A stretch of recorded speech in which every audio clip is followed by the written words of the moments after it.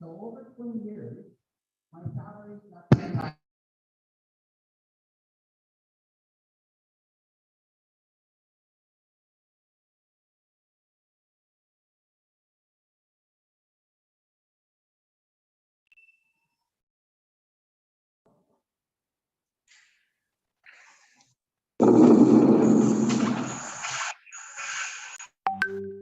So over 20 years, my salary is not 10 times.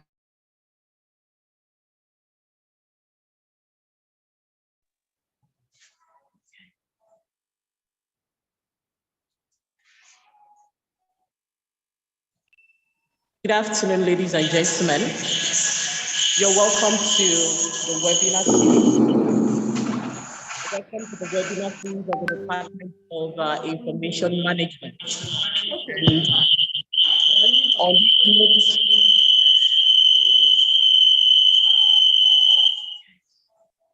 On this note, we're going to have the national anthem.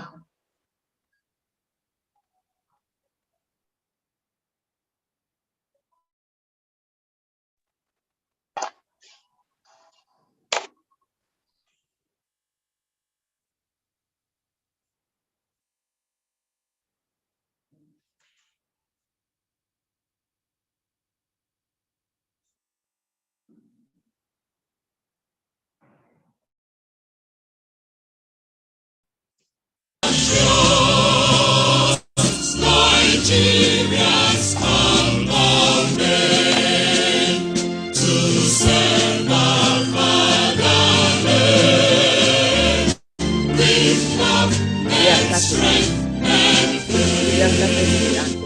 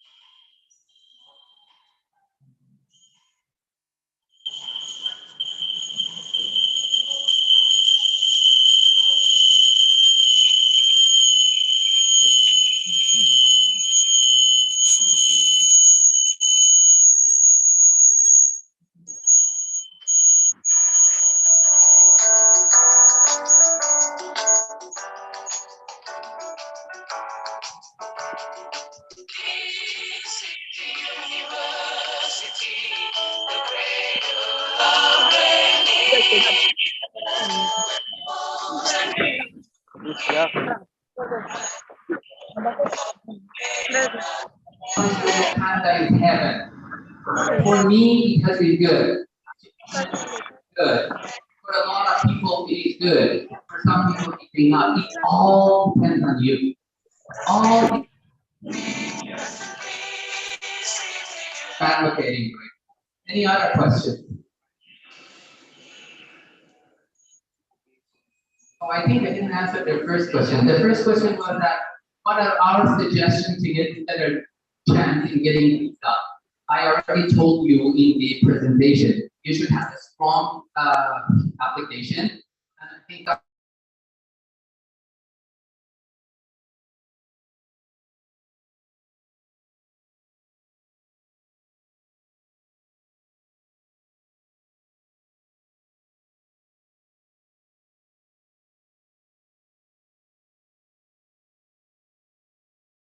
Good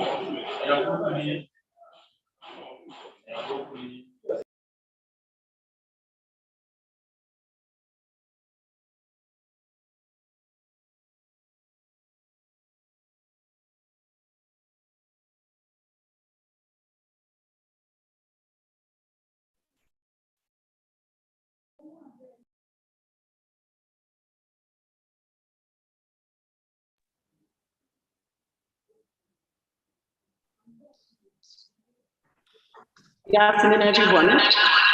You're welcome to another edition of Department of Information Management, Leeds City University. Or the theme of our webinar is Innovation in Information Management and Services webinar. And today, we are honored to have in our midst, we have a Professor Wole Olatokun from University of Ibadan. Professor Howard, looking at different aspects. They'll be looking at different aspects of innovation management. So on this note, I'm going to call on the HOD of Department of Information Management, in person of Dr. Tolu Adeyemo, to give our opening speech for the webinar. HOD, man, you're welcome.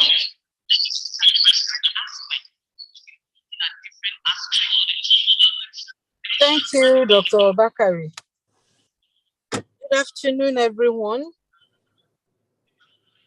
We want to appeal that if you are not speaking to us currently, kindly mute your speaker so that we can enjoy good audience.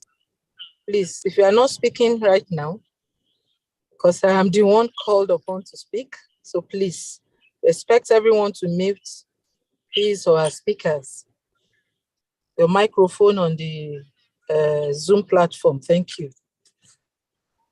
Maybe The Vice Chancellor of 3 Leeds minutes. City University. You have to think. Can I go that on, worst Dr. case Bakari? scenario, is that going to improve my life enough for me to make that investment or not? If I was sitting in your chair right now, that's how I would. And that's why I'm advising you to think. Don't get Dr. Bakari, excited and is it say, possible oh, I you will. mute Yeah. microphones Yeah, at your hand? he's offering a great discount if you sign up today. But that's for people who want to take that risk. But you take that risk, right? You sound like you're a person who want to see numbers and figures and details. Okay? Dr. The Bakari, is it reality possible of you this mute is, microphones if you're an intelligent person at your hand? the program, right? That's a fair assumption to make. You are going to invest a year of your life in going to class after work. Fatima, You're kindly going to mute your invest the speaker. equivalent of about $5,000. Basi, Motunrayo Eke, please mute your speakers, mute your microphones. Yeah, I'm doing that from my end. Oh, thank you. So can I go Can on? unmute you. Yeah, you can go on. Thank you. Good afternoon, everyone. My Vice Chancellor, the Vice Chancellor of Leeds City University, Professor K.H. Adeyemo, the Registrar, the Bossa and all management staff, the librarians, the Dean of Faculties, and the Dean of Faculty of Communication and Information Sciences. Our guest lecturers, Professor Wole Olatokun from the Department of Data Science in University of Ibadan, and Professor Hiye Hewat from the Department of Information Management, Leeds City University. We welcome everyone, our faculty members here present, and all the participants at this very relevant and innovative workshop, the second in the series of the webinar of this department. We thank you all for attending to our call for you to participate in this program.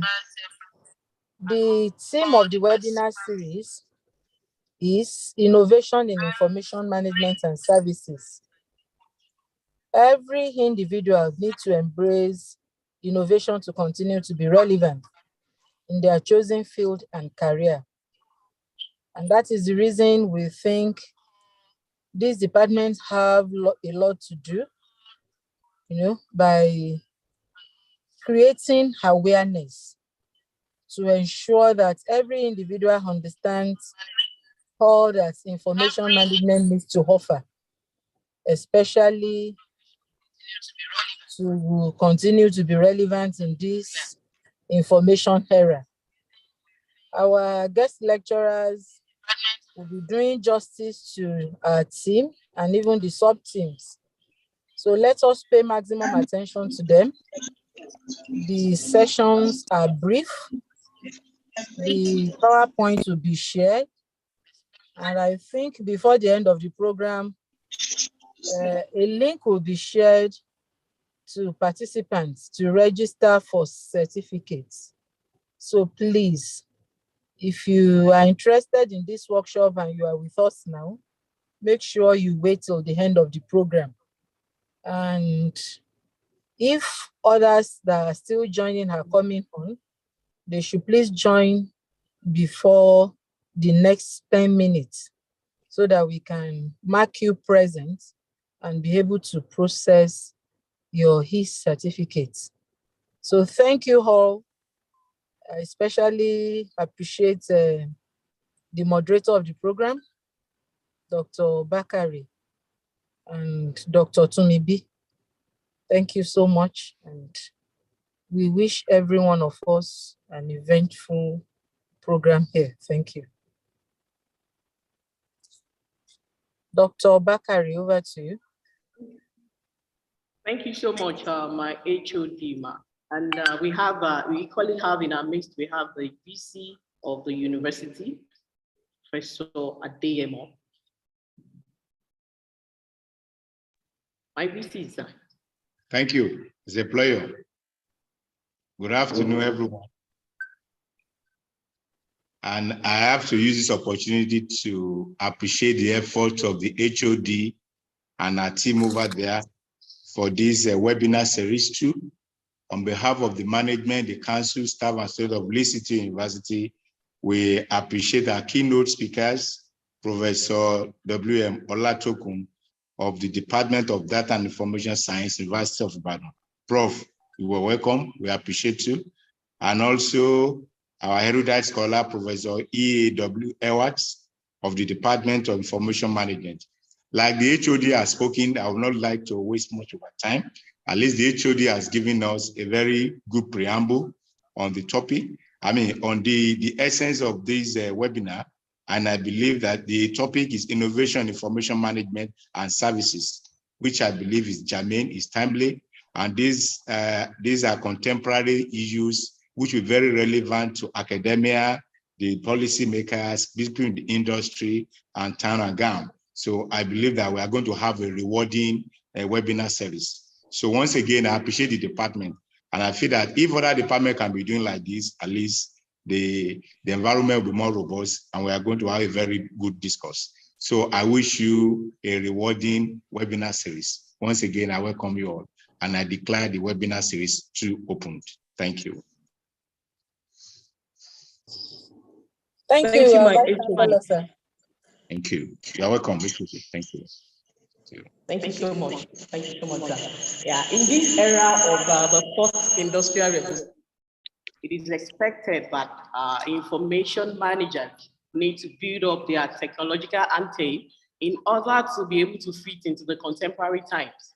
And that is one fundamental thing we do at the Department of Information Management, Lee City University, where we train knowledge managers, information managers in health and information management, library and information science, office information management, and information resource management, so that our students can compete favorably on the global landscape.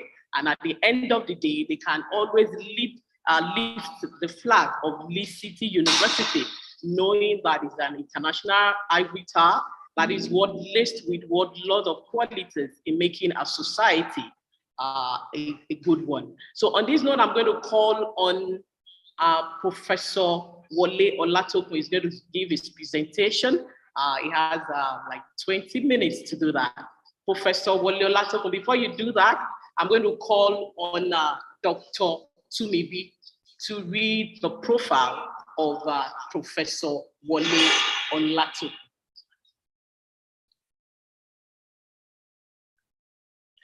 Good afternoon, everyone. I'll be reading the profile of Professor Wole Olatokun.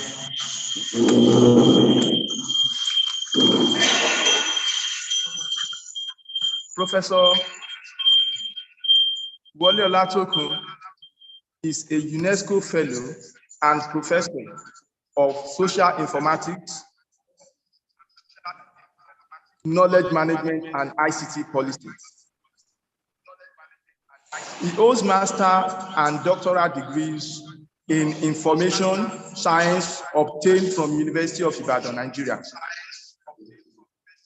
He was visiting senior lecturer at University of Botswana between 2008 and 2010, and visiting scholar at the Faculty of Information and Media Studies, University of Western Ontario, Canada, between November 2013 and February 2014.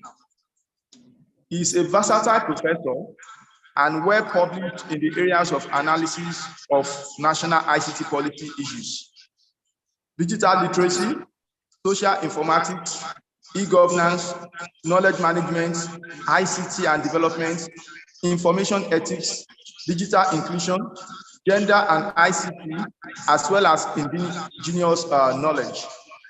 Professor Olatokun has published extensively, preferred Scopus Index, local and international journals. Some of his key research experience include Bill and Melinda Gates Foundation, Impact Assessment Baseline Study at Northern Botswana between January to December 2009. Project on an impact assessment study of HIV/AIDS intervention in Botswana, February to July 2010. Catholic Relief Services, CRS, midterm review of sustainable mechanism for improving livelihoods and household empowerment projects between August 2016 and March 2017. Tertiary Education Fund project on developing standards for monitoring, assessment, and evaluation of peace and conflict management projects in Nigeria between 2020 and 2022. Professor Wole Michael Olatokun has published 116 papers in form of books, chapters in books, referred conference proceedings, and referred Scopus Index, local and international journals. He has also served and still serving as reviewer and editorial board member to several journals both in Nigeria and outside. Currently, he is the editor-in-chief of the Journal of ICT Development, Applications and Research. He is a regular keynoter at local and international conferences. Professor Olatokun was director of Africa Regional Center for Information Science, University of Ibadan, between 2014 and 2020. He is honorary professor at the Information Studies Program, School of Social Sciences, University of KwaZulu-Natal, and Department of Information and Knowledge Management, University of Johannesburg, South Africa. He has served and still serving as external examiner and professorial promotion assessor to Nigerian universities, including University of Calabar, Obafemi Awolowo University, Tai Sola University of Education, University of Ilorin, and Babcock University. Also to the following universities outside the country: University of Johannesburg, University of KwaZulu-Natal, Shrine University, India. He is a member of Society for Information Science and Technology of Nigeria, Nigeria Library Association, and also Information Science Institute. Join me to welcome Professor Wole Michael Olatokunbo. On this note, I welcome Professor Olatokunbo. And before Prof start his presentation, I want our audience to know that for you to have access to certificates, we're going to share a link on the chat area, which you are going to watch out for. Kindly know that it's only those that fill the form that will be issued certificate. The certificates are ready, but we want to get feedback from you. So on this note, over to Prof. Prof, you have the floor. You can share your slide.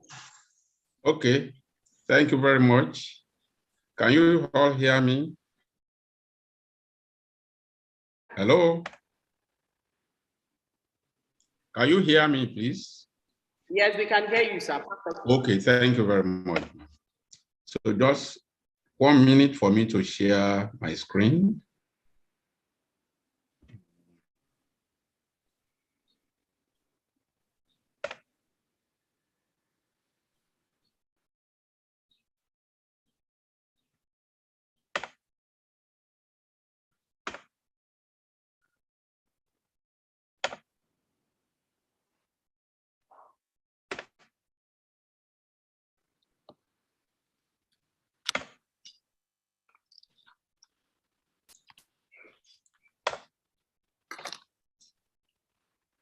Okay. Moderator, can you see my screen now, please? Yes, I can see your screen, sir. Okay, thank you. Good afternoon, the Vice Chancellor, Professor K.A. Adeyemo, the Dean of the Faculty, and the HOD, Department of Information Management, Lee City University.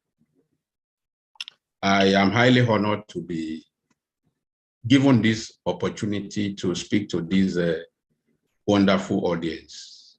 And like the earlier speakers have said, the topic of this webinar series, Innovation and Information Management and Services, webinar series 2, is very, very topical, and it's coming at a time that is very, very relevant to contemporary issues in our society. So I welcome you all to this, my presentation. I should let you know that actually I'm welcoming myself home, because I was in Lee City University as an adjunct between 1998 and 2008. We founded the department of what we have today as Department of Computer and Information Science. So it's like being back home to the department, to my erstwhile Lee City University. About 10 years I was there as an adjunct on an adjunct basis. So it's good to be back home. So be that as it may, I'll be speaking to you this afternoon on the topic, the changing landscape of information and knowledge management in the fourth industrial revolution era. The implications as well as the challenges. On the next slide, I give a brief outline of what this presentation. I've been given 20 minutes, so I don't need to waste much time on this. Now, by way of introducing this topic, I listed on this particular slide some basic facts that we need to know. And fact number one is that today we are now in the middle of the fourth industrial revolution with impacts on all spheres of human endeavor. The internet has led to an explosion of technology, data and information availability are changing the landscape of the way we live, the way we work, and perhaps even the way we think. All sectors, all disciplines, including information and knowledge management, they are not spared. They are being innovated today using technology. 10 technologies that will transform the global economy by 2025. I listed them here: mobile internet, artificial intelligence, virtual and augmented reality, cloud technology, Internet of Things, advanced robotics, biometric technology, 3D printing, genomics, and blockchain. Now, some questions. I start this presentation by, first of all, defining some concepts, from where I move to defining what is information management, what is knowledge management, what is 4IR, how is information and knowledge management affected by the 4IR, how has the landscape of IKM, so information and knowledge management, changed by the 4IR, what roles for students, teachers, professionals are investing in this era of 4IR. So this largely will be the leitmotif of my presentation this afternoon. So I start by looking at the concept, which is germane to our discipline, the concept of data and knowledge, information and knowledge. Knowledge of, information normally we say, there are facts and figures which relay something specific, but which are not organized in any way. And if data often provides no information regarding patterns, context. So you need data to be turned into information before it becomes meaningful. And that is why we define information as being contextualized, categorized, calculated, and condensed data. So information is data with relevance and purpose. Information useful for decision-making and problem solving, meaning that before you can make informed decision, you need to turn your data into information. Information is found in answers to questions that begin with such words as who did what, when, where, and how many. Data may not be able to answer that. The knowledge, Botha, Kotri, and Seaman, 2008, and Fraser-Arnold, 2017, they define knowledge as actionable information that can be applied and used in business decision-making and problem-solving. Hussain and Nazim, 2030, they argue that knowledge is the employee's know-how and know-what that contributes to the organization's knowledge, which are classified as tacit and explicit knowledge. Usually we talk about the data, information, and knowledge hierarchy. From data, you move to information. From information, you move to knowledge. And from knowledge, you move to wisdom, which is the highest level of application of information. Basically, we have two knowledge types. Two knowledge, although there are other variants of these other two. The first one, we have tacit knowledge. These are information that usually they are rooted in the brain of human beings. They are intangible. They are the memories, insights, and ideas employees have in their mind in the organizational context. But the other one, this tacit knowledge has not been codified. The explicit knowledge are the ones that are actually being codified, which you can refer to, you can have access to, you can cite. Now to the concept of information management. Information management is a collection, storage management, and maintenance of data and other types of information. Basically, it involves gathering, disseminating, archiving, and destruction of information in all its forms. Information management covers the procedures and guidelines which organizations adopt to manage and communicate information among individuals, departments, and stakeholders. So management here means the organization of and control over the structure, processing, and delivery of information. So usually information management encompasses all activities in the information lifecycle, regardless of the type of information we are talking about. The information lifecycle comprises activities that we often, they are often related, starting from identification of information needs, acquisition and creation of information, analysis and interpretation of information, organization and storage, information access and dissemination, as well as information use. So information management, it applies to both information in different formats, information in print format, information in digital format, information in social media. All this information are what the scope of information management embodies. So information management focuses on the level of control an organization has over the information it produces.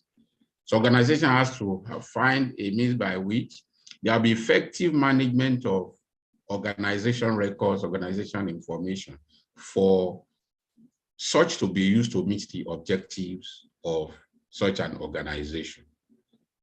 So information management includes the formats such as digital and physical information, the medium, including computers, servers, website, social media, mobile devices, and applications. Information management and its role in the workplace to assist employees to make quicker and better informed decisions, to deliver information to the right people at the right time and at the right place. So the role of information professionals is to ensure that accurate and up-to-date information is available to those who need them. And you have this information management requiring a wide range of activities, including document management, records management, enterprise content management, data management, enterprise sage, business process management, digital asset management, and even collaboration. So on this slide, I gave us the three major elements in when we are engaging in any information management activity. You talk about people, the human resources that will make things happen. You have the technology now that will serve as leverage, and the process involved for making technology to serve management of information even better. Sometimes we talk about the challenges of managing information. Digitization may be a problem. Security of such information might be a problem. Information being in silos, meaning that they are not integrated in the context of the organization. No integration with legacy application. Sometimes there could be poor information quality. And sometimes we talk about, in most cases, lack of policies in the context of the organization. Now I look at another terminology relevant to this presentation, knowledge management. These authors, they said in 2013 that knowledge management is a practice, strategy, and process for identifying, creating, storing, and applying the knowledge learned from the individual experience in a particular organization. So knowledge management champions the process of creation, gathering, sharing, dissemination, and usage of knowledge to create a unique contribution and competitive advantage.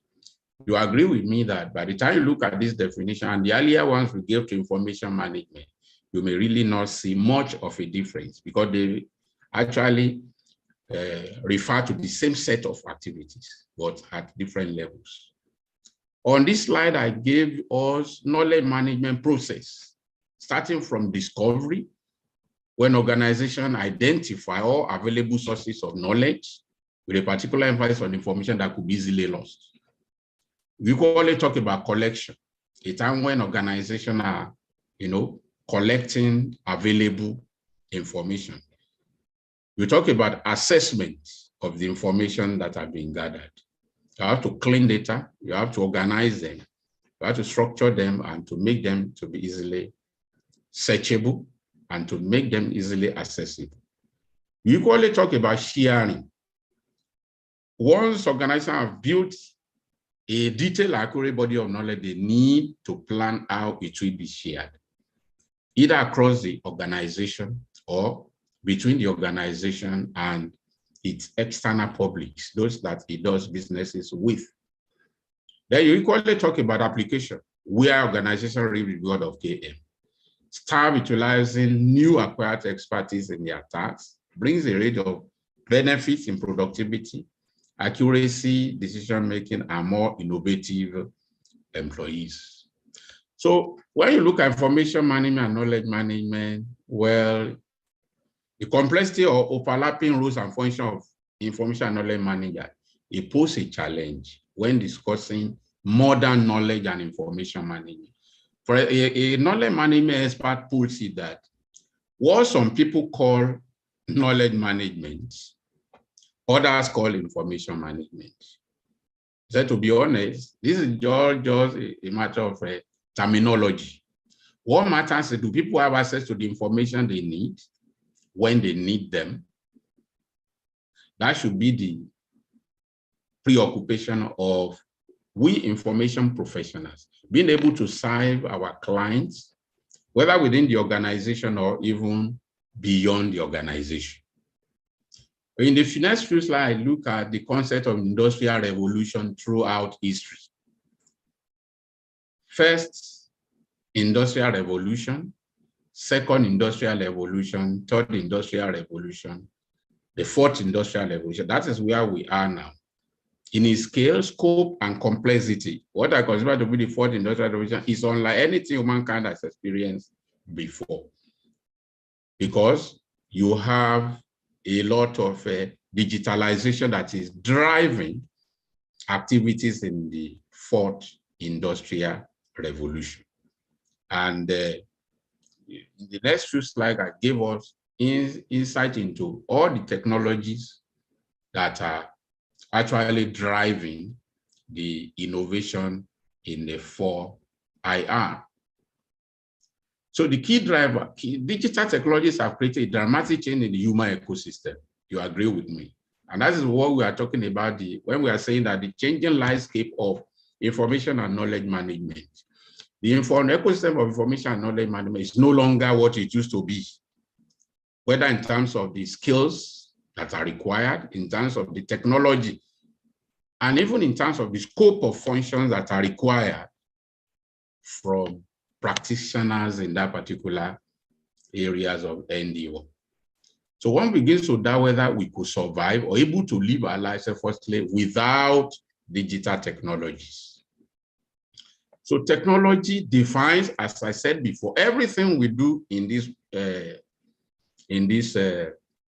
our digital world now.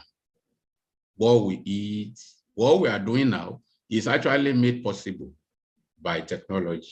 Nobody thought it that, oh, a time will come that international conferences, webinars like this will be done the way we are doing it now. So technology has redefined our ways in manners, inconsistent with the age-long linear approach to doing things. From A to B, no, technology has actually disrupted all this. So these realities are not far-fetched and are succinctly captured in the quotation of Tom Godwin. Is a very popular quotation which many of us must have heard before. Goodwin says that Uber, the world's largest taxi company, owns no vehicles. Facebook, the world's most popular media owner, creates no content. It's you and I that are creating content for Facebook. Even what we are doing now is being streamed live. So Alibaba, the most valuable retailer, has no inventory. Airbnb, the world's largest accommodation provider, owns no real estate. Something interesting is really happening. So you agree with me that technology has really revolutionized virtually every area, aspect of human endeavor. And I here on this slide, I look at the key drivers of the 4IR. Explosive data and information leading to big data, artificial intelligence and expert systems, machine learning, robotics, Internet of Things, augmented and virtual reality, exponential technology, 3D and 4D printing. And all these will continue to alter existing realities, thereby offering newer paths to global transformation into the fifth industrial revolution. Here, technologies or the fourth industrial. I just take some of these technologies and try to explicate. On this slide, you have the technologies again that are listed here. Fueling for IR, Internet of Things, as I said in the previous slide, cloud computing, system integration, augmented reality, 3D printing, and the like. So you have on this slide, Internet of Things, where you want to put sensors into virtually everything. Everywhere in inanimate object, you want to put sensors in there for them to be able to sense, even when you have at your gate at home, and you have a kind of inverter that senses the movement of people that comes on and goes off. So IoT describes interconnection of things or objects for purposes such as identification, communication, sensing, and data collection. And the IoT has application in virtually different areas: smart industry, transportation and logistics, healthcare, personal life domain, smart cities, emergency management, and even in information and knowledge management. Here you are talking about cloud computing. Resources are located in virtualized and distributed environments. Today now, when as an information professional, if you cannot even back up data even in the cloud, you may be losing a lot of data. So everything now, people talk about cloud computing. And cloud computing enables ubiquitous, convenient, on-demand access to networks, server, storage, application, and services. And you talk about big data and data analytics. Big data. What is big data? Large data set characterized by volume, variety, velocity, veracity, and value. I think this few slides to come, I shed some light on these 5 V's of big data. So today, everybody talks about big data. Big data. How does it affect information and knowledge managers? In few slides away, I try to explicate on this. So large volume of data that requires specialized software for analysis. How do you query this massive data? How do you bring out meaning from this massive data? So big data and its analysis enables the generation of information and knowledge in aid of decision-making in various areas and domains. So big data analytics enable analysis of complex data sources. We want to do diagnostic analytics, predictive analytics, descriptive analytics, and so on and so forth. On this, I gave some information about artificial intelligence and robotics. Machines with inbuilt intellectual and cognitive ability to think just like humans do. When you talk artificial intelligence and expert system, you want machines to be able to behave like human beings. People say artificial AI and expert system, they are the brain of an expert that you have captured on the computer, so that when the human expert is away, the computer can behave as that. Then you have virtual and augmented reality. Artificial computer generated simulation of a real-life environment or situation.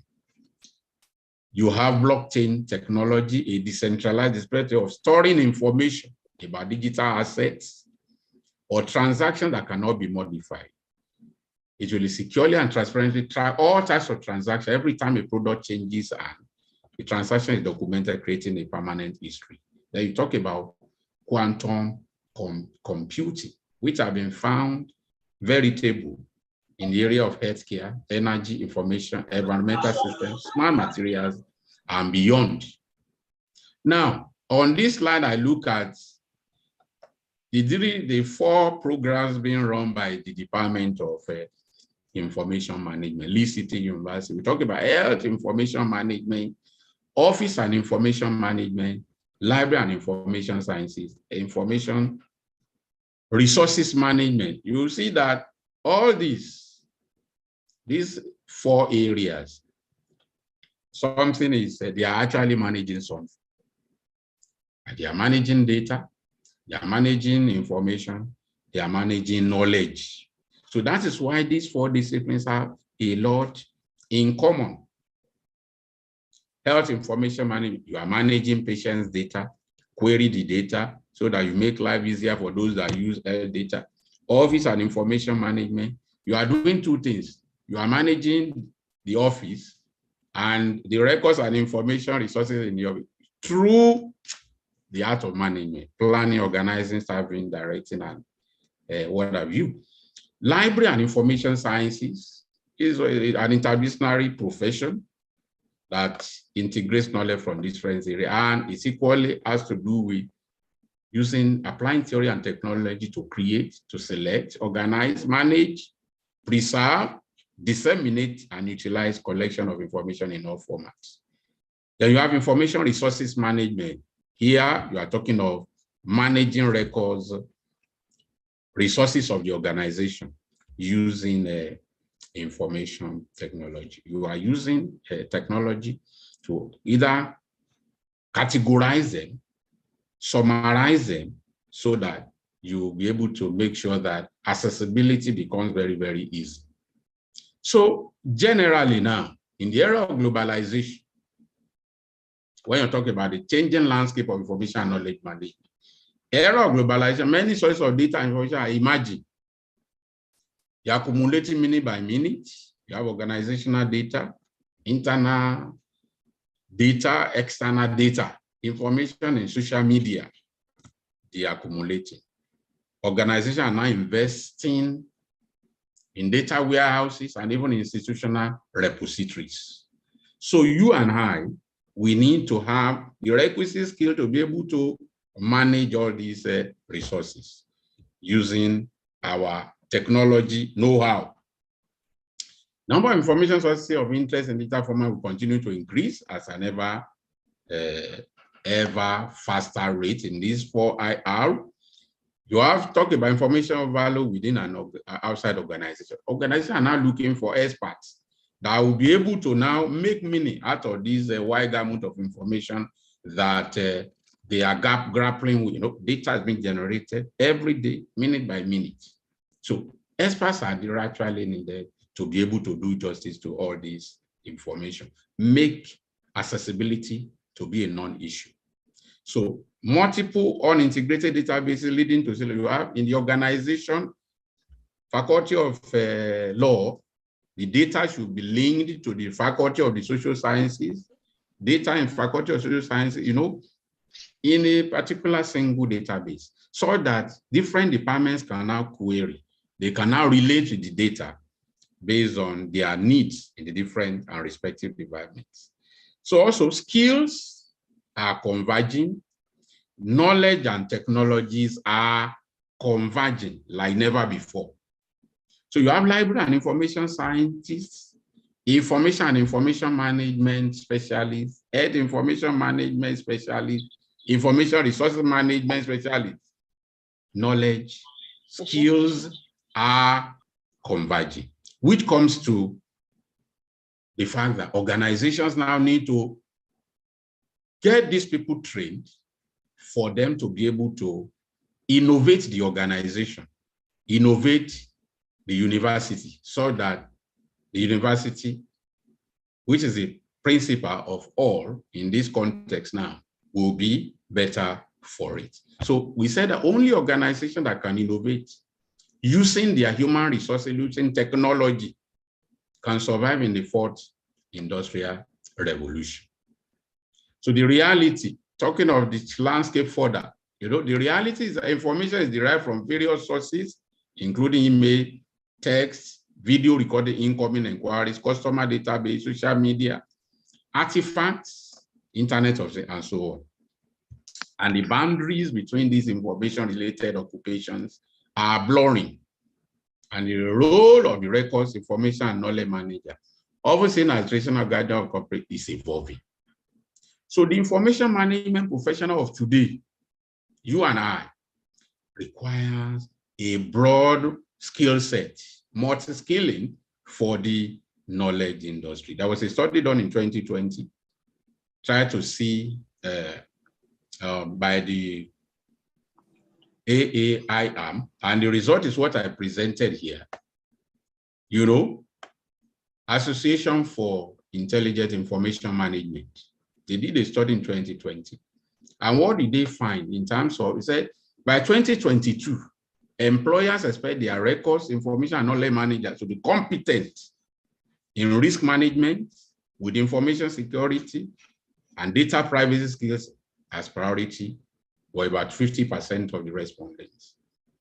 They must also show competence in content and information management across a wide range of formats and platforms. Knowledge in data analytics by 44%, change management 49%, project management by about 54% of them. So the study also identifies similar mismatches between what employers expect and what their information professionals currently deliver for innovation and strategy. In Nigeria today, you probably find out that information specialists talk about librarians, head information management specialists, information scientists. Is there no skill mismatch between what we are giving them and what the job market really is looking for? So as the information landscape takes a new shape in this 4IR, it is no longer enough to be competent. I'm a records manager and you stick to it. You have to interlink your knowledge, borrow skill, ideas from other cognitive related fields. So I will rush because time is actually far going. I'm very conscious of the time. On this slide, I look at maybe just two: big data and information and knowledge management. Big data often applied to by people to describe data sets whose size is beyond the capability of commonly used software tools to capture, manage, and process. So you need a dedicated software, you need a specialized software for you to be able to do what we call big data. So big data for effective sourcing, manipulation of organization data for better decision making. 5 characteristics define big data. We mentioned this earlier: volume, variety, velocity, veracity, and value. So here also is a continuum. You move from data to information, or from information to knowledge, and from that to the concept of big data. So the 6 V's of big data, we said them before: volume, variety, velocity, veracity, value, and variability. On this slide, I try to do some illustrate big data, knowledge, knowledge management, and strategy, how linked they are. You adopt the concept of big data, you have to use analytics, big data analytics software for to be able to do data cleansing, data mining, optimization, process, statistics, and visualization. And you have AI, particularly in the area of natural language processing, natural language creation, machine learning, all combined to optimize all the activities in the information management, starting from management, sharing, and so on and so forth. So also on this slide is area of machine learning and artificial intelligence and knowledge management. So where we are going is implication of the changing landscape to IKM students. The world of work is changing. The idea of single education followed by single career is no longer becoming, it's actually becoming over. Today, you are expected to be multi-skilled. The future of work is filled with exciting new opportunities, disruptive change, and risks. Let's look at each of these one by one. Opportunities. A lot of opportunity are with the advent of the 4IR, and all these opportunities are what the future holds. There are emerging specialist roles in big data, AI, machine learning, software, apps, IT services, which you and I, as information professionals, we need to now try to get some skills in this area for us to be able to do our job even better. Change. The world of work will no longer remain the same. Many If you don't get equipped, you'll be left behind. Many people will definitely not be able to cope with the rapid change that technology is infusing in the different world of work. So I said that the half-life of our skills is shortening. The knowledge and skills of yesterday, they are not adequate for today's challenges, today's activities. So people will be expected to constantly upskill, relearn, and switch jobs. A lot of risk. Risk here is that anybody who is not able to cope might definitely be dropped out. On this line, I listed in 2022, the job landscape. Look at them. Data analysts and scientists, AI and machine learning specialists, general and operation management. All these are where the world of work is going, and we have to follow in that trend.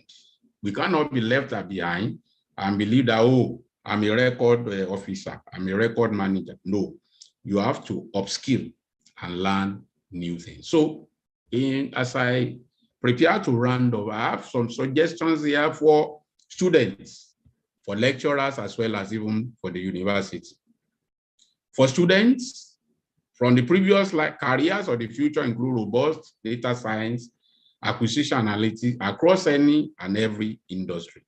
Be it healthcare, be it finance, sports, retail and e-commerce, streaming, name them.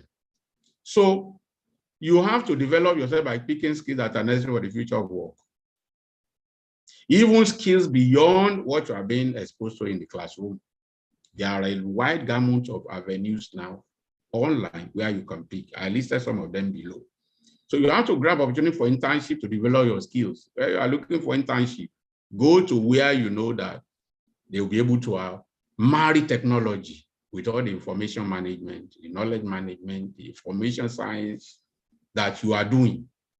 So you enter the world of data science analytics, social media analytics, and so on, because that is where the world is going.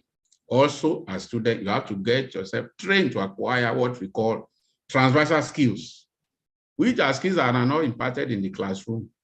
Skills like communication skills, skills like, skills that you need to do well on a job.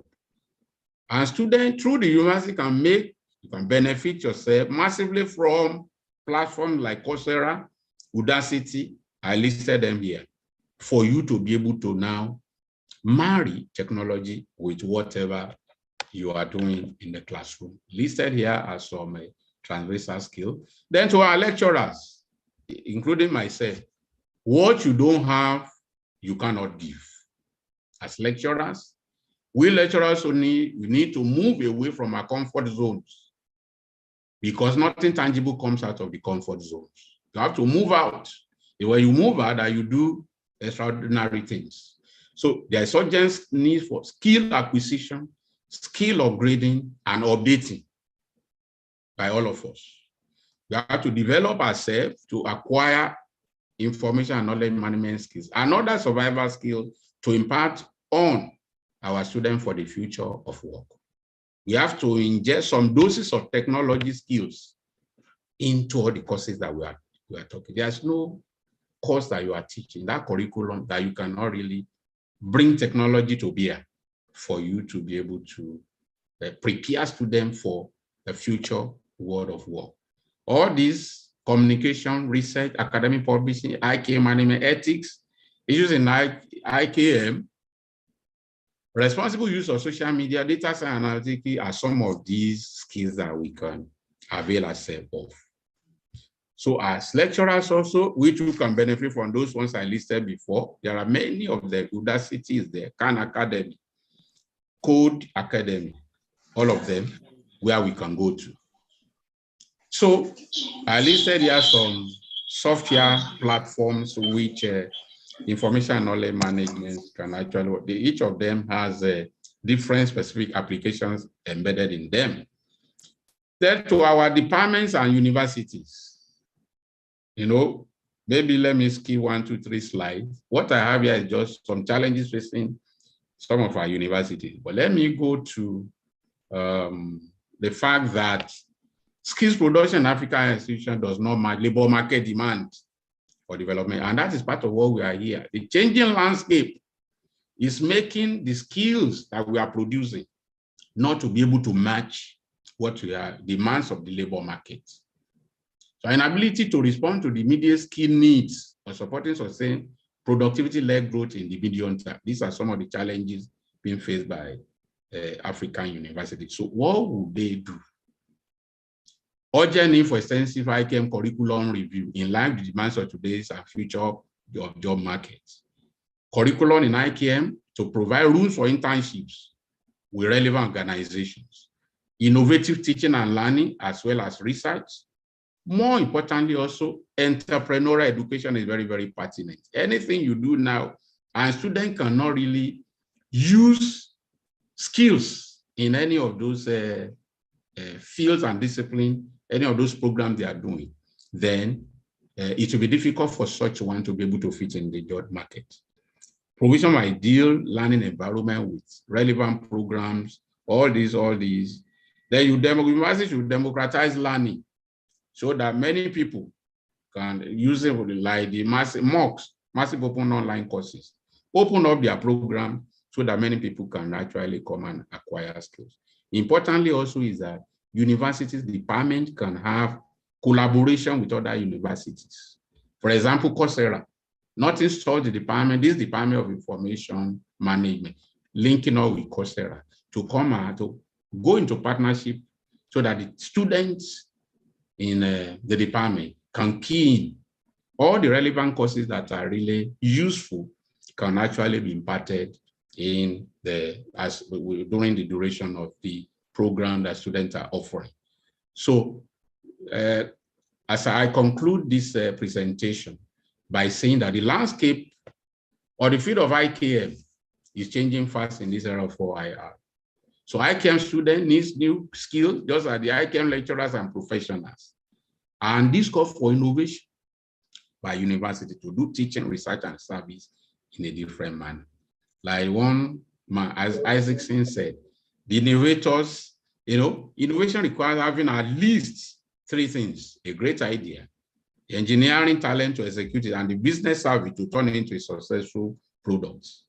Our university should be the crucibles where those ideas are formed and nurtured, where IKM students are given the talent to execute on those ideas and learn the business savvy needed to turn ideas into successful products. Information and knowledge management program means through which higher education could be re-engineered using 4IR technologies. Finally, it requires a community and visionary leadership in the university that can think without the box. They are not thinking outside the box. They are thinking without the box because they are thinking innovatively. They are not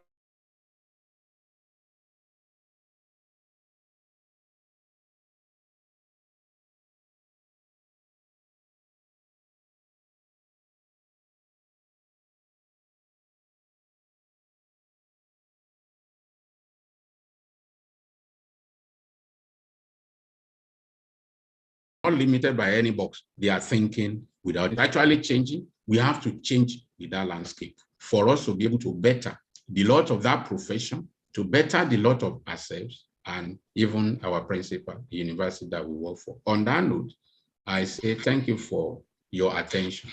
Thank you very much, ladies and gentlemen.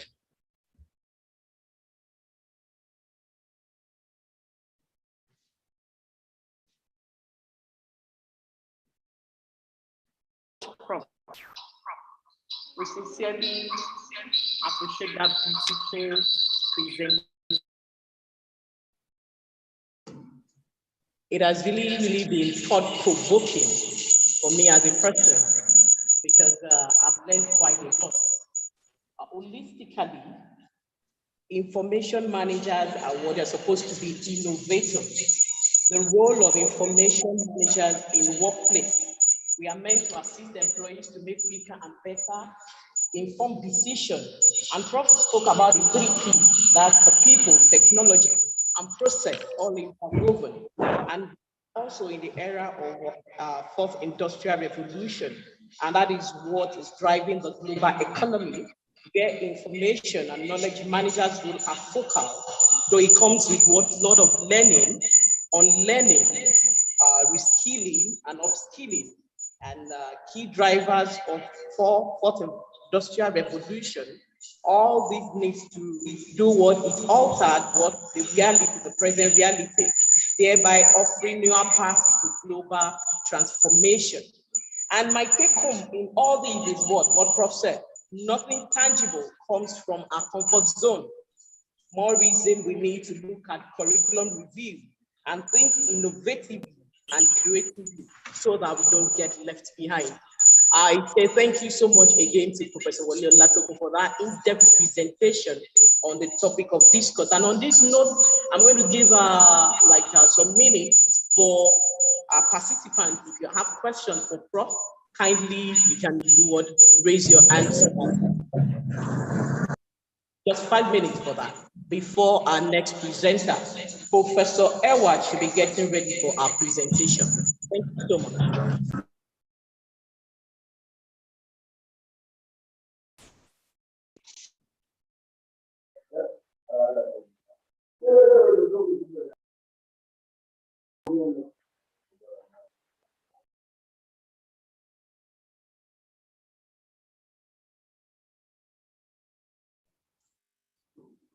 I can't see any hand raised for now, but you can drop your question in the chat area. You can drop your question in the chat area for Prof if you don't want to ask at real time. And we're going to read the question. We have 5 minutes to do that.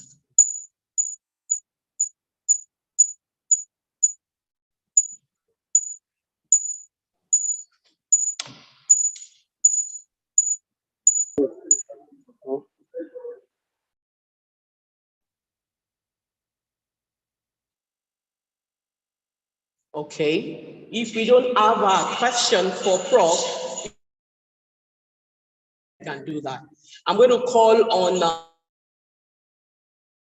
to start our presentation, but before she does that,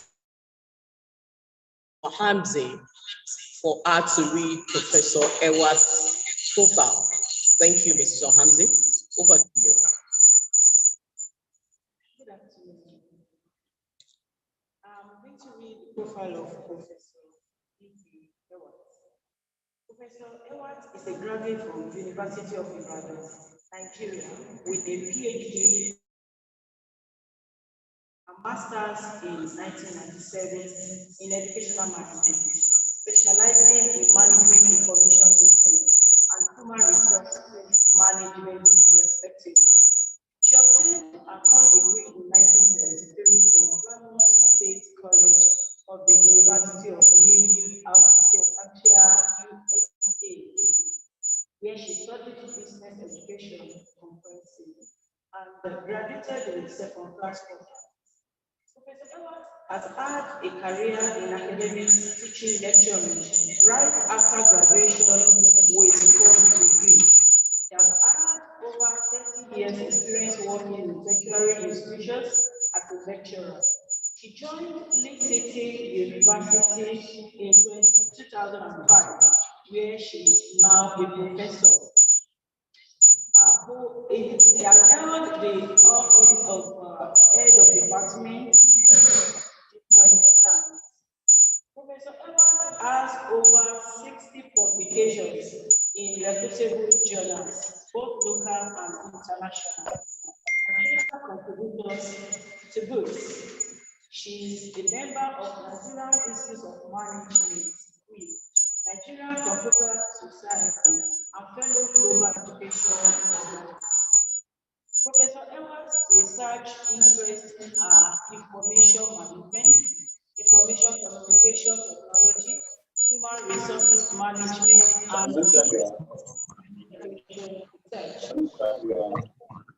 Edward is a dedicated who has supervised and mentored several students in their research work, both in undergraduate and postgraduate levels. Professor Edward is happily married with children and grandchildren. Thank you, Mrs. Ohamze, for reading profile. And on this note, I'll call on Professor Ewa to start our presentation titled Innovations Drive for Office and Information Managers. Over to you, Prof.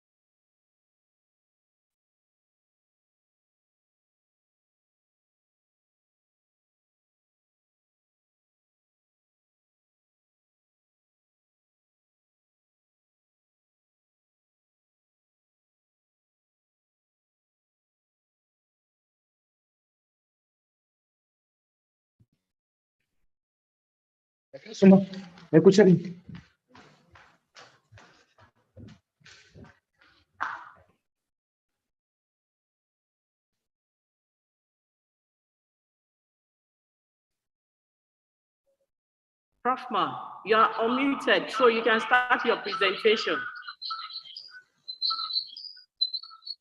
Professor Ewa. Try to unmute that, please. Okay. Can you hear me? Please unmute that. I'm trying to unmute, it's not unmuting. Okay, I think Please, it's fine. Dr. Bakari, can you hear me? Yeah, I can hear you, ma. Okay. All right. Thank you.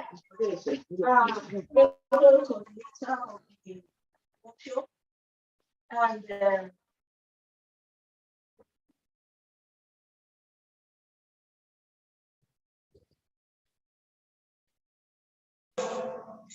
Hello, Prof. Can you hear me?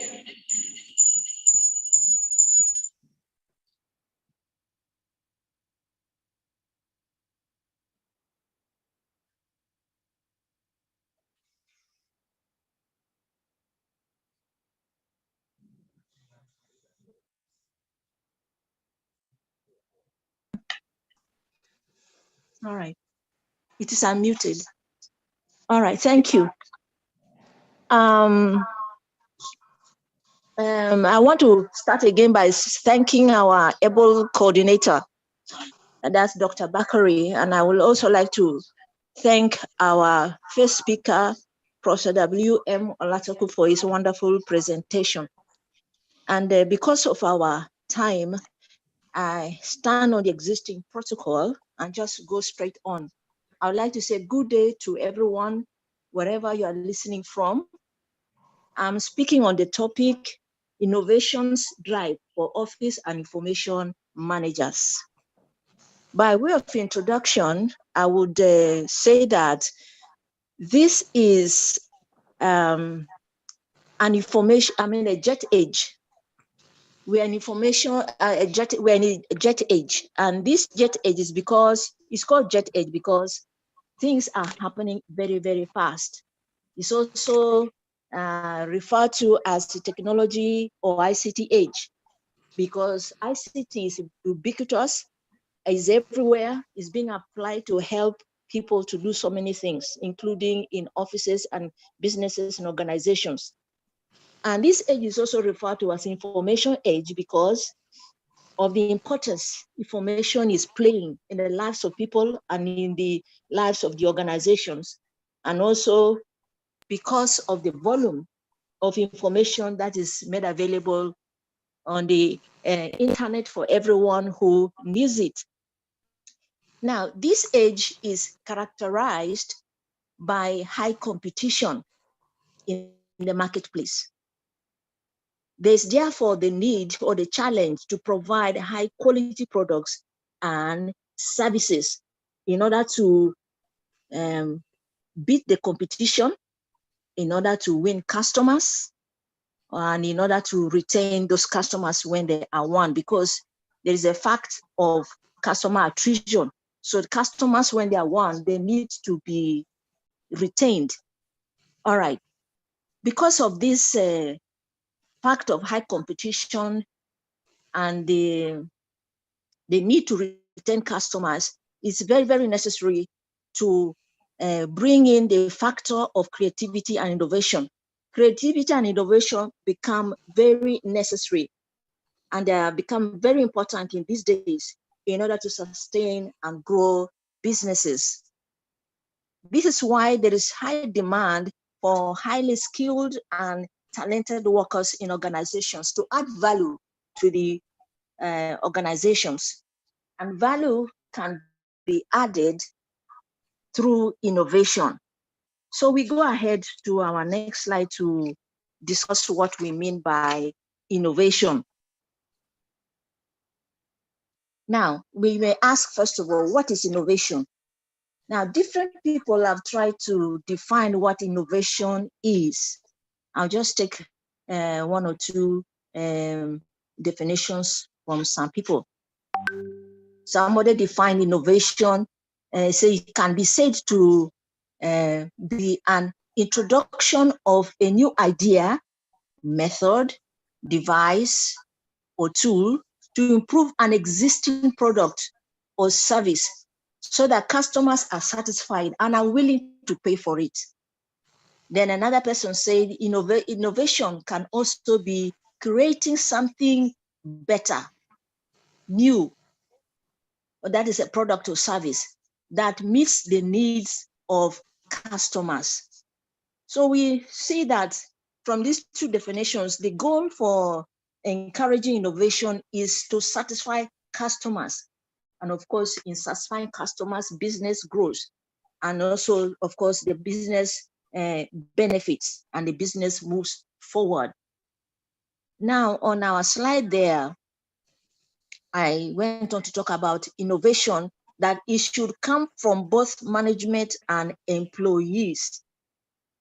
Management at their own strategic level can come up with new ideas, methods, or processes to introduce new products or try new ideas or improve the existing products and services that benefit the organization. However, employees also can, that includes office and information managers, their employees in organizations.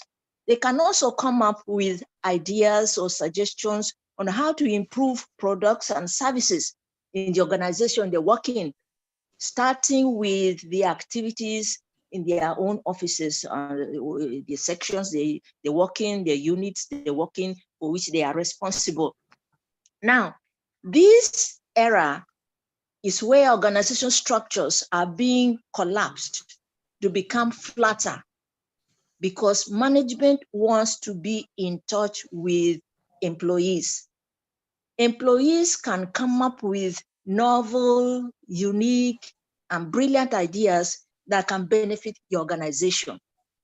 That's why I'm saying that the ideas can come both from management and employees. I give an example, which is very interesting. I learned of a toothpaste company when they were having a management staff meeting, and the management was asking the employees how they can move the organization forward, how they can improve the sale of their product, that is toothpaste. And one employee suggested, you observe that the tube of the toothpaste, the mouth of it is narrow. So this employee suggested that, why don't we make the mouth of the tube wider? Because when it's narrow, of course, a little of the toothpaste comes out and takes some time before people can go and buy another one to supply their needs. So they try that to make the mouth of the toothpaste wider. When you go to the market, you can just observe the mouth of the toothpaste. So when the mouth of the toothpaste is wider, when the consumers are using it, when they press it, a lot of the toothpaste comes out. And of course, they exhaust the tube, and then they go and buy another one. So this idea was tried by that company, and actually it increases the sale of their toothpaste. So you can see that brilliant ideas that can benefit organizations can come also from employees. So that's why I'm trying to encourage that employees also should have that mentality of being innovative in organizations where they are working in. It's not just management that should come up with innovative ideas and suggestions and methods and so on. Now, let's go on further to our next slide. It talks about information managers, all right? So we ask the question, who are information managers? Information managers are experts in information technology or IT. They work within the organization, managing organization's information systems to see to it that data and appropriate information are processed and they get to those who should receive it. That is what their responsibility is. And where do all these information managers work? Information managers work not only in business organizations, as we have even listened from our former speaker. It's not on business organizations. They work in various types of organizations like healthcare providers, like hospitals. These people are called health information officers. They are responsible for the specialist type of information in hospitals to see to it that that information is processed and supplied to those who are really carrying out the service of providing health care to their patients. And also information managers also work in libraries. They call them librarians, all right, and they're different levels, but actually all these people, they handle information in their various specialized areas. And they have knowledge of the technology and the hardware or software needed to provide products and services to those whom they serve. All right, so and what is the goal of information management? Information managers actually provide information management function in the organization where they work. Information management function. All right. So what is the goal of information management? The goal of information management is to provide an organization with information that is aligned with its strategy, organizational strategy, goals, and objectives. That is for the business organizations. But if these other organizations, like healthcare and libraries, they provide the clients or management with information required, all right, whoever requires it within the organization or outside. They satisfy their clients, they satisfy the people they are serving. And so when they do that, they are meeting the goal of the organization. So we go ahead and try to define what we mean by information management. All right. Now, information management, what is that function, information management? This is a cycle of organizational activities relating to acquisition, that's collecting the data, storage, processing, dissemination of information to those who need it for decision-making, to carry out management functions. Our speaker earlier had enlightened us that information management has a cycle. It has a cycle. All right. So management functions, of course, we all know that they include activities like planning, organizing, staffing, directing, and all that. All these activities information is needed by managers, needed by those who are in charge to be able to carry these activities out.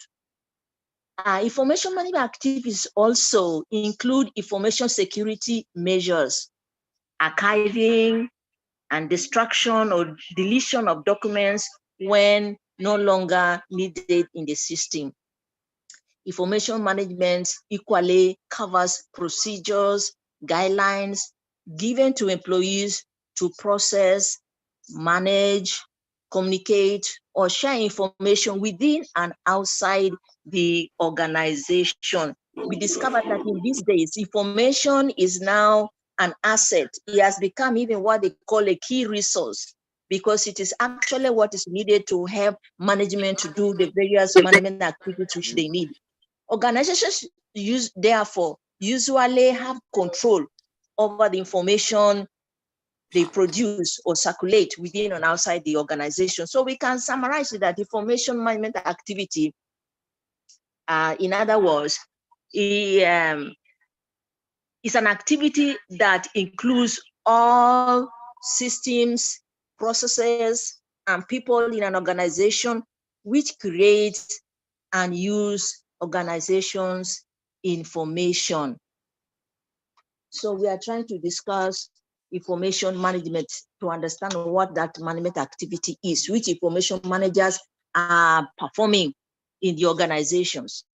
So we go ahead to the next point on our slide. That slide is to talk about the role of function information management in the organization. Now, the role, what is the role? Information management can be said to be a catalyst function, a key service activity for organizations to achieve set goals, because vital, appropriate information is supplied to management for decision-making and to perform management activities. For the managers to be able to perform these activities, the information supplied should have appropriate qualities. And by appropriate qualities is a comprehensive word, which means that information should be timely. There are several qualities that this kind of information it should be timely, should be accurate, should be relevant, current, reliable, concise, complete, and so on. Okay.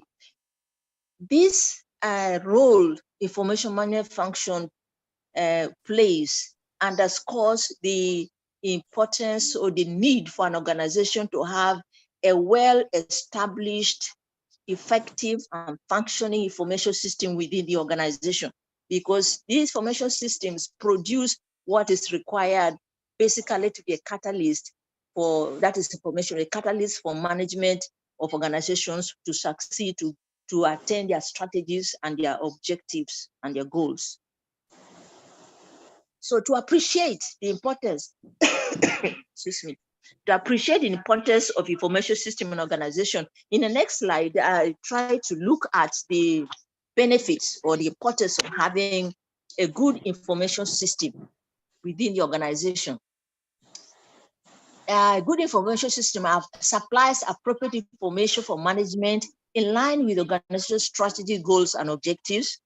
And number 2 point there is it brings efficiency and effectiveness in processing data, because data is not useful unless it is processed, provided in a suitable way. It becomes information which users can now make use for whatever they need to do. And of course, when users have information, it increases productivity. Whether it's managers, whether it's employees, where they have information, they know exactly what to do. And of course, that will increase productivity of everyone in the organization. It enables an organization to be a learning organization. The information provided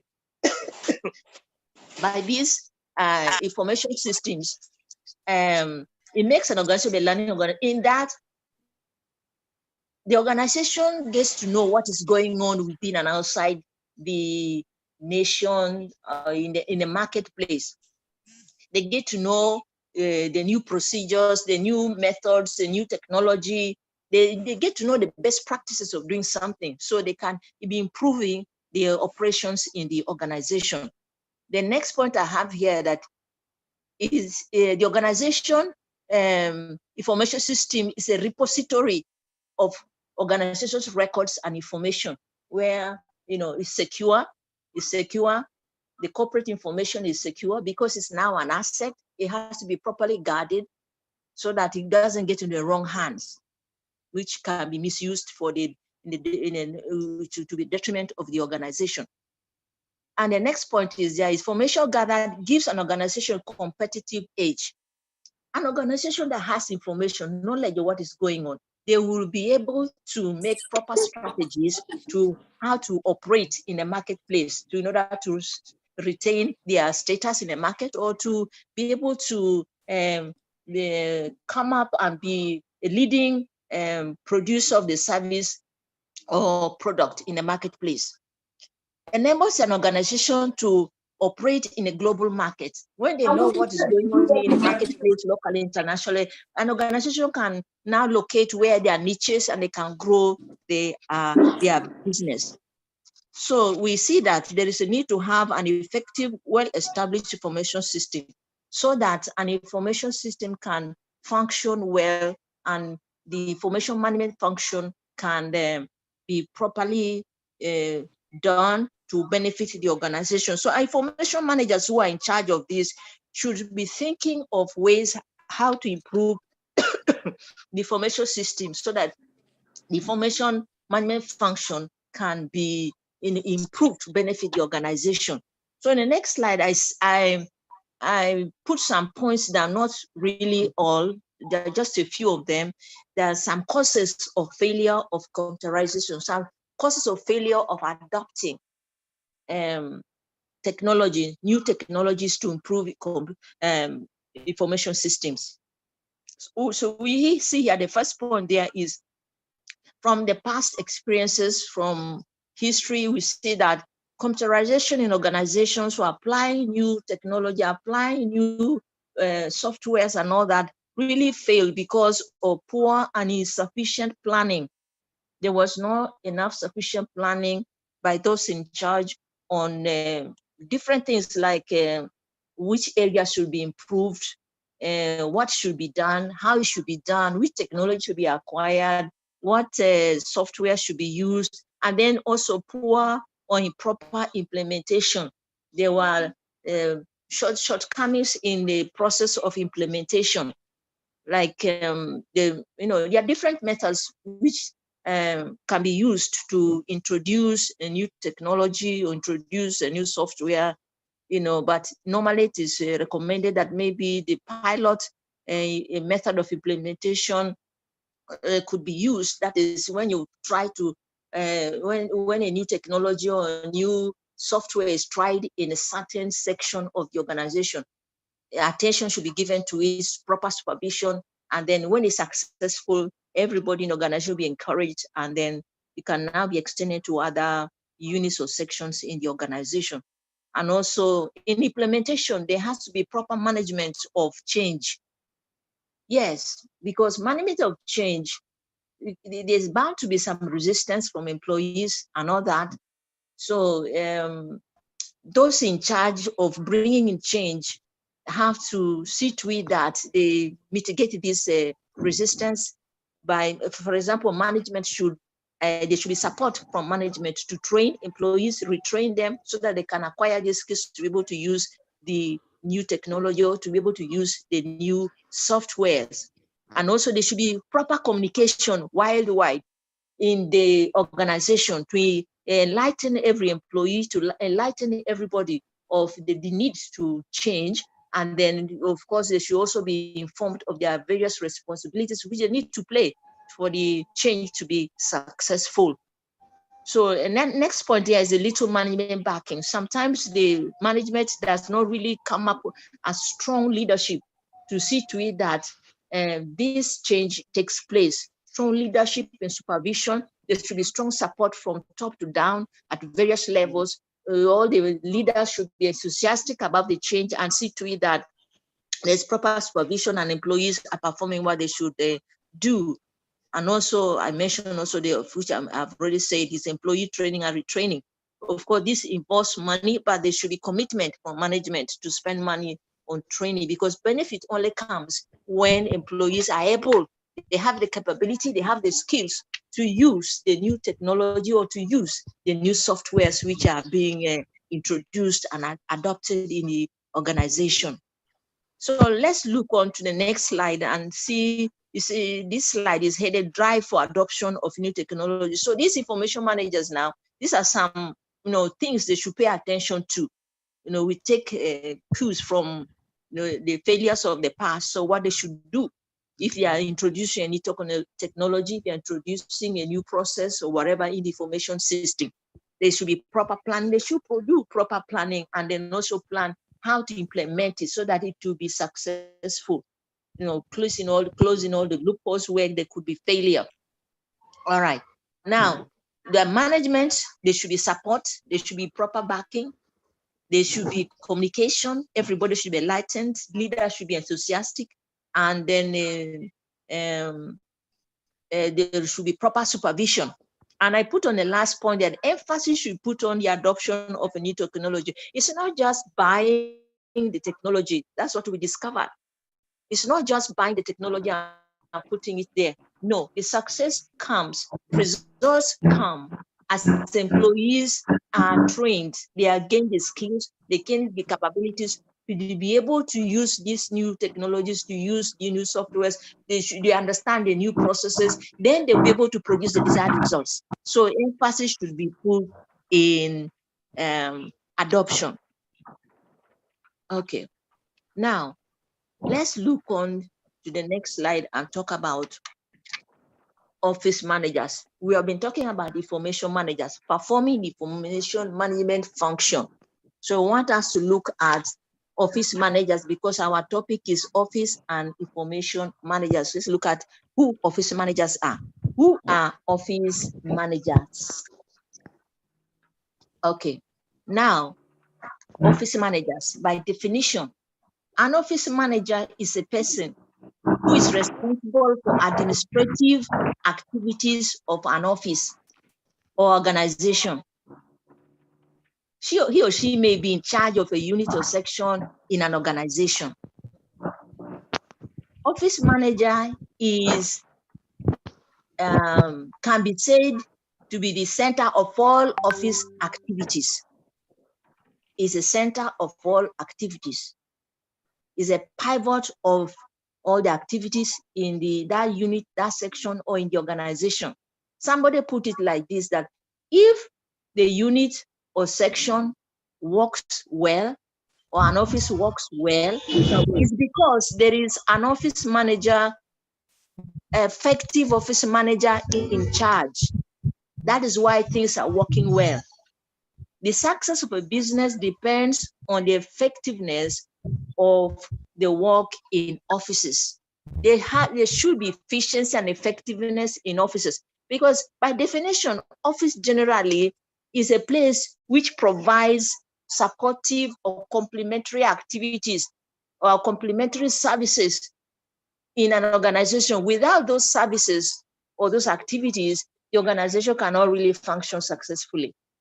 So offices are quite important in any organization because it's in offices that planning is done, it's in offices that directing is done, it is in the offices that coordination is done, and so on like that. So office activities are quite important. They are pivotal to the success of an organization.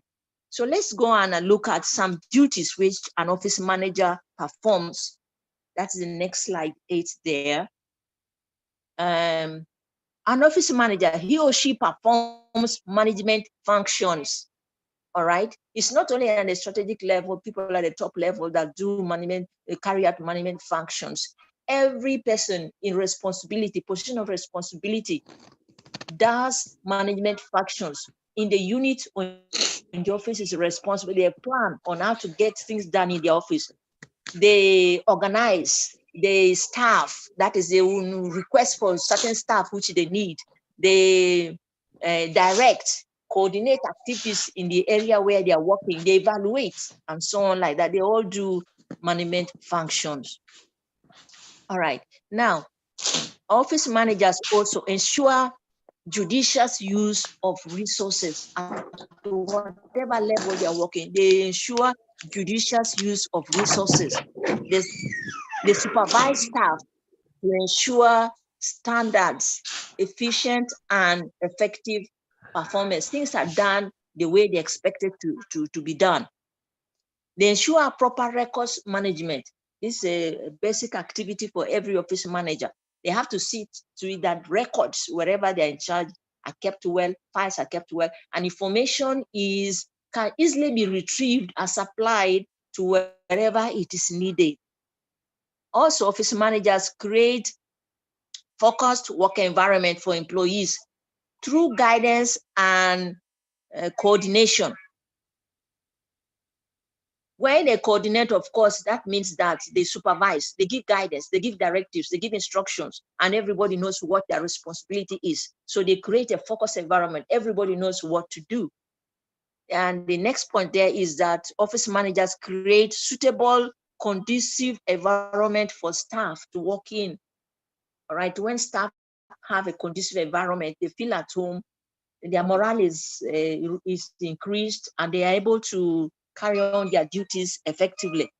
For effective environment, for example, the place where people are working should be clean, there should be appropriate furniture, good ventilation, suitable temperature, proper lighting, and all that. So they maintain good working environment for officers, for employees. Now, let's on the next slide there is what we call importance of office management. That function, office management. We earlier said that information managers perform the function of information management. Office managers perform the function of information management. Okay, and let's look at the importance of office management. From all the duties which office managers perform, we can arrive at all this importance of office management. It helps in achievement of goals, because whatever is being done, office managers supervise and see that everybody is doing their work according to what is expected, and results are produced the way they expected. The information management helps in maintaining office efficiency. Things are done on schedule. They supervise and see that things are done on schedule. There's efficiency, and they ensure a smooth flow of work through proper organization. They do a proper organization flow of work. They should be properly done so that there's efficiency. They maintain suitable conducive environment. We have spoken that before, and they supervise activities for optimum use of resources. They make sure that the resources are judiciously used in organizations, not that they will be wasted. Okay, the next slide now also continues with the importance of office management function. Work for cost, the office manager works for cost reduction to ensure effectiveness. That's ensure that things are done effectively. Effectively means that things are done the right way the first time. Not that they made mistakes, they have to redo the thing, use another resource, to do the same thing. So efficiency and effectiveness, efficiency have to do that is done on schedule. Effectiveness is done in the right way, and the resources are minimized. All right. Now, motivating employees, office management, they motivate employees in various ways. They encourage employees, recognize them, recommend them for promotion, depending on how they are performing. Practice good human relations. There should be good communication. Employees should be informed of whatever is happening. When employees have information, they feel they are part and parcel of the organization. They feel they are important. So it boosts their morale. So there are various ways motivation can be done for employees. Managing change by providing good leadership. Office managers, they are the key people that see to it that if there is change, adoption of a new procedure, a new method, a new technology, or whatever, they are the ones to see to it that employees are comfortable and they understand what is happening, they understand what is to be done, they know what their responsibilities are. So they assist management in seeing that the change actually takes place successfully. The office management also provides and encourages innovation. Office managers should come up with ideas. They are leaders. They should come up with ideas on how to improve services, how to improve goods for the organization. It's not just people at the strategic level that should think up of ideas and so on like that, but officemen at every level should do that, and they should encourage employees under their supervision even to come up with new ideas. Okay, now I want us to go on and look at, we have been looking at our office managers at a broad level, but I want us to look at another perspective of office managers, which is being adopted in some organizations today. All right, that's the next slide. And I want us to look at that another perspective of office managers. Okay. Now, looking at by a formal definition, we said that office managers are people that are referred to being in charge of administrative activities in an organization, or they may be in charge of an office, a section, or unit in an organization. But another perspective I want to discuss here in this forum is the nomenclature office manager being accorded to someone who is working for a top executive and are having the responsibility of seeing the smooth running of all activities in that office to aid the executive perform his or her duties efficiently and effectively. All right. I want us to go on now in this slide to talk about examples of duties these office managers perform when they are in charge of an office, assisting top executives in the administering activities in the office to see that there's smoothness, there's effectiveness, there's efficiency in that office. The duties I classify, they are regular traditional duties, and they also upskill duties for performed now because of the introduction of IT, high-tech offices now. That's what we have now. Now the regular duties or traditional duties of this type of people, one is we have records management. There's a basic major duty these people perform. They are in charge of all information in that office to see that records are kept straight, and information can be retrieved at any time easily and supplied to whoever needs within the office, within the organization, or outside the organization. They help in the processing of whatever information should come out from that office. All right, the next one I have here is receptionist or telephone duties. These type of people are responsible for receiving, attending to visitors that come into that office physically, or attending to people that get in contact with the organization through the telephone. And these people, these office managers must respond, treat those people, business-like type manner, so that they create a good image for the organization because they represent the organization. The people that come to this type of offices, top level executive, are not, they are high-ranking visitors and callers. So these people should be able to handle these people and create a good image for them. They should attend to them and be able to supply the information they needed. And also with this type of duties, they screen the visitors, they screen the people that are coming to the office, calling to the office on phone. It's not everybody that ends up seeing the executive or it ends up talking to the executive. No, the office manager should be able to handle certain issues. It's only those she feels or he feels should get to the executive that should be referred. Okay, now the next responsibility is here, handling all correspondence. Such office managers handle all the correspondence, incoming and outgoing, that come to that office. All this correspondence, it should be properly handled, and the office manager assists in getting them processed, treated, and replied. And when replying this kind of correspondence. It should be the correspondence within and outside the organization should be produced in a professional, like kind manner, so that it represents a good image of the organization. So it should be all the correspondence within us should be high quality correspondence, because the idea is to be able to impress customers and win customers. Also, the other duties like arranging for meetings and then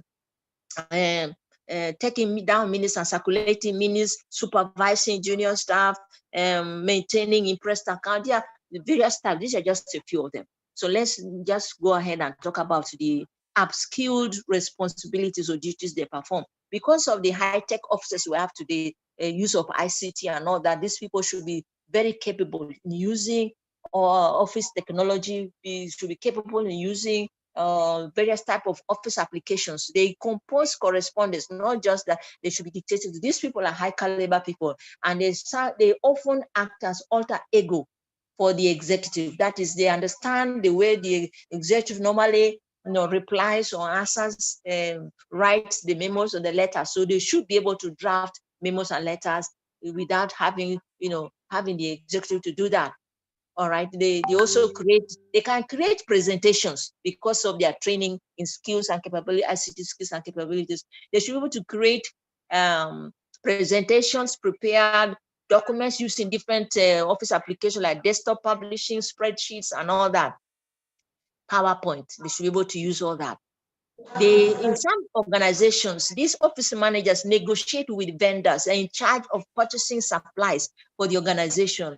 And they also manage corporate stock rooms. These organizations also manage corporate stock rooms. Hello, all right. Sorry to interject. Please, can you just wrap up because of time? Thank you so much for the presentation. All right. Okay. Thank you. So much. Thank you. All right. Yeah, some other activities that are there. And then I mentioned also the reasons why these office managers, should be called office managers. These people were initially called secretaries and personal assistants, but that nomenclature does not represent what jobs they are doing, what responsibilities they are carrying out. So I also talked about the reasons why. I mentioned them, that the training programs have been upskilled with the many management courses added. There's emphasis on acquisition of ICT skills and capabilities. The training programs also includes knowledge of soft skills. They are normally trained with business and personal qualities, which and these days are called as soft skills in many organizations. Organizations desire their employees to have such things. Such soft skills include communication, adaptability, willingness to work, being good listeners, being initiative, creative, showing empathy, relating well with the others, and so on like that. So let's go on to the next, just try to wrap up here.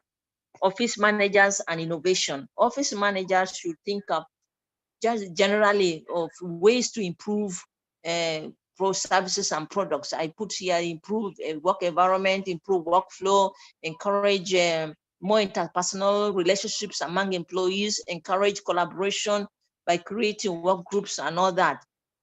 And also, of course, I want to emphasize that they should hold management staff meetings as ideas can come up from also employees. And then embracing innovation by all employees and managers. Embracing. I think I want to just try to explain my ideas on this.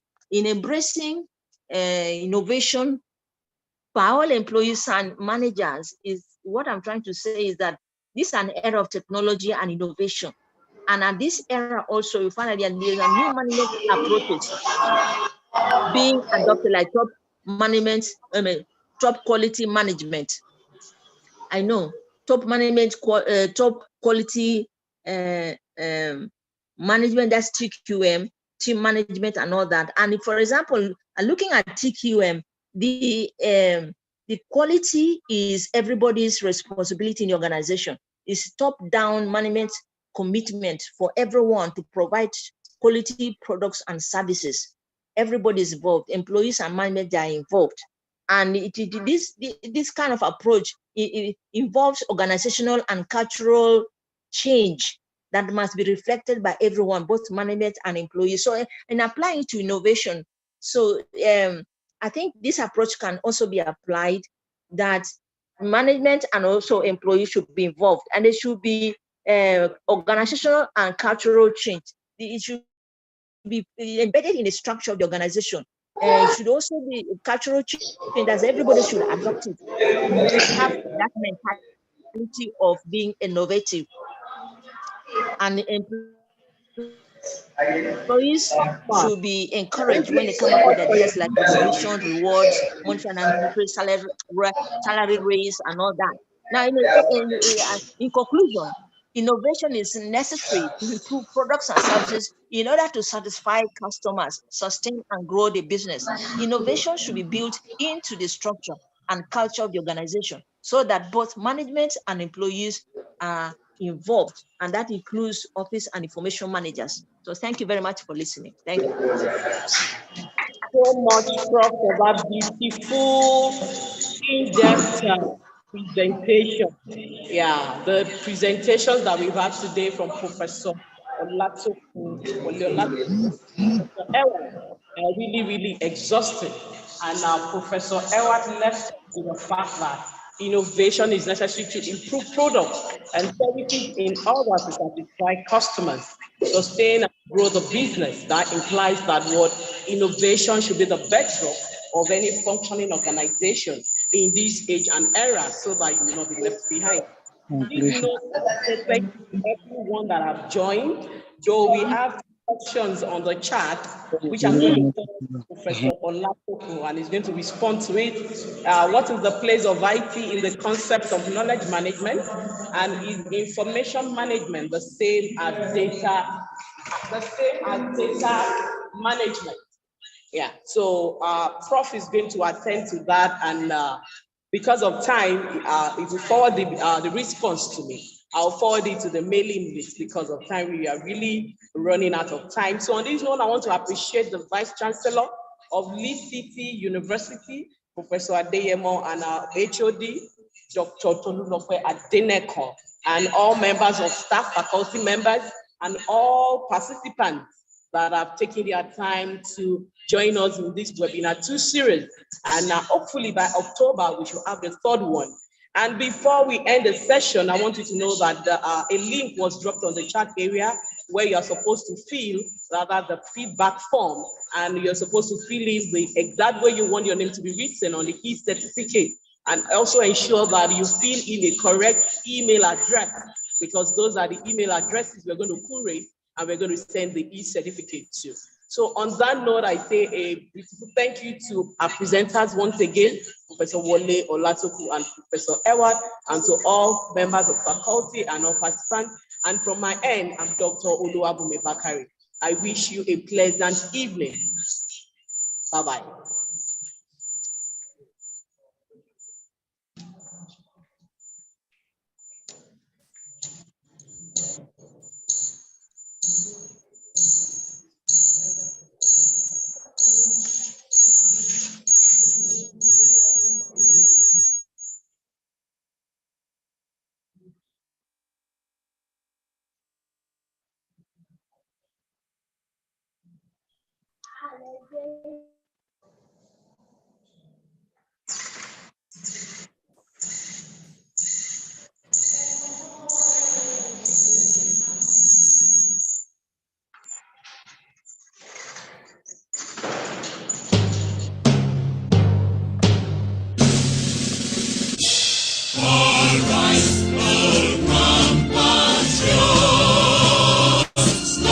Nigeria's come on men to serve our fatherland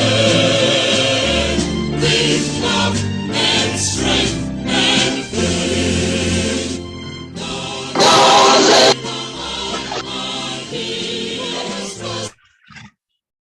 Join them on in the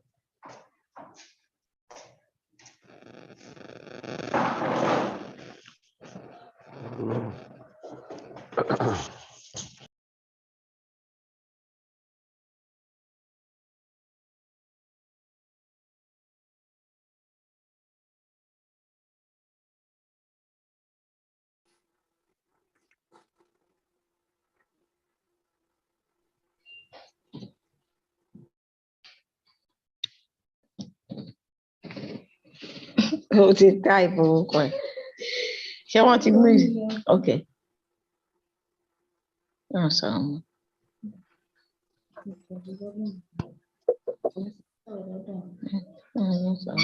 Sọ̀rọ̀ yẹn.